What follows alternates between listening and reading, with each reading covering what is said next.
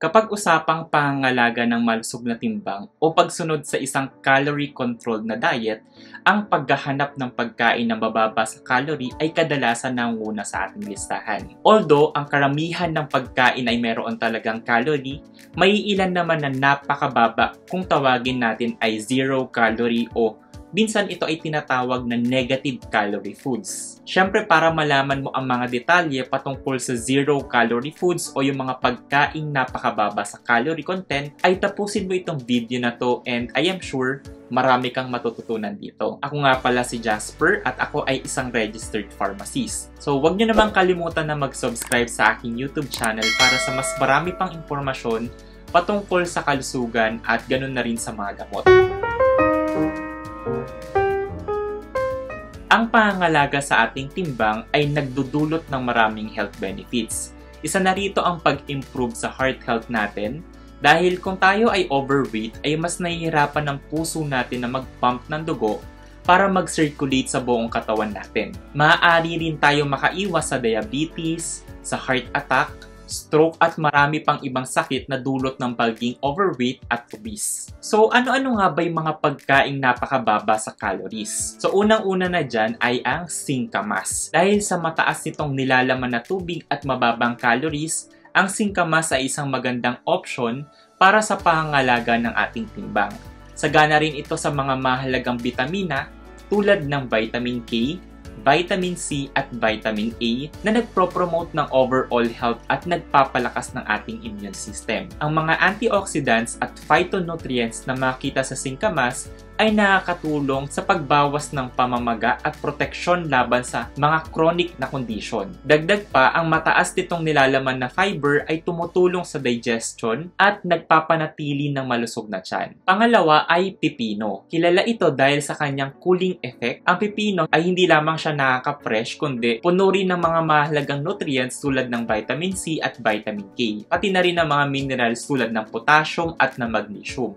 Ang mga ito ay nakakatulong sa pangkalahatang kalusugan, nagbibigay ng mga benepisyo tulad ng pagbawas ng pamamaga at suporta sa ating immune system. And then yung pipino, maaari natin siyang ma-enjoy sa iba't ibang paraan, kagaya ng pag-add nito sa salad, pag-blend sa smoothie o pag-infuse sa tubig para sa mas masarap na detoxifying na inumin. Ikatlo, ang spinach. Ang tinatawag na leafy green na ito ay mas kilala sa mataas na nilalaman ng vitamin A, vitamin C at vitamin K, pati na rin sa folate at iron. Ang mga vitamins na ito ay nag-i-improve ng kalusugan ng ating mga mata, immune system, production ng collagen para sa maganda at makinis na balat, magandang daloy ng dugo at magandang function ng ating cells. Ang mga beneficial plant compounds tulad ng lutein, zeaxanthin at flavonoids ay connected para mabawasan yung panganib na magkaroon tayo ng mga chronic na condition o mga sakit. Ang mataas na nilalaman na dietary fiber ay tumutulong naman sa digestion, pagsasaayos ng sugar levels at pagpapanatili ng malusog na timbang. Pang-apat ay cauliflower, isa sa pinakamayaman sa vitamin C. Nagpapalakas ang cauliflower ng ating immune system at nagpro-promote ng production ng collagen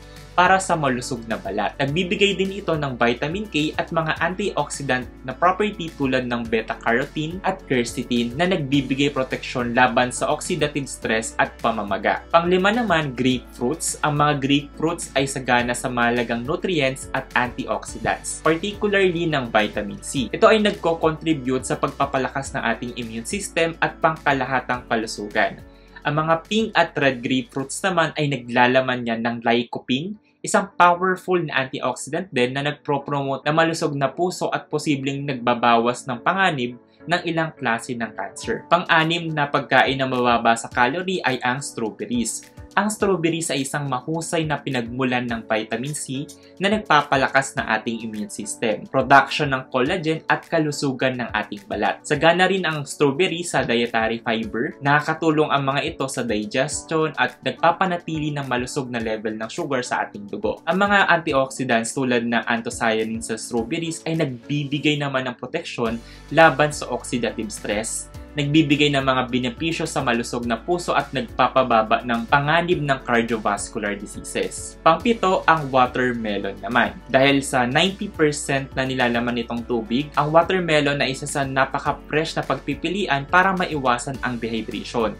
May mahalagang vitamins din ito, kasama na rito yung vitamin C na nagpapalakas ng ating immune system, production ng collagen para sa malusog na balat, at paghilom ng sugat. Ang lycopene, isang antioxidant na nagbibigay kulay pula sa watermelon, ay may connection para mabawasan yung panganib na magkaroon din tayo ng cancer. Although mababa ang watermelon sa calorie, ang natural na asukal ng watermelon ay nagbibigay ng matamis na lasa. Pangwalo naman ay broccoli. Isa ding mahusay na pinagmulan ng vitamin C itong gulay na to. Nagpropromote ang broccoli ng immune function, production ng collagen, at kalusugan ng ating balat.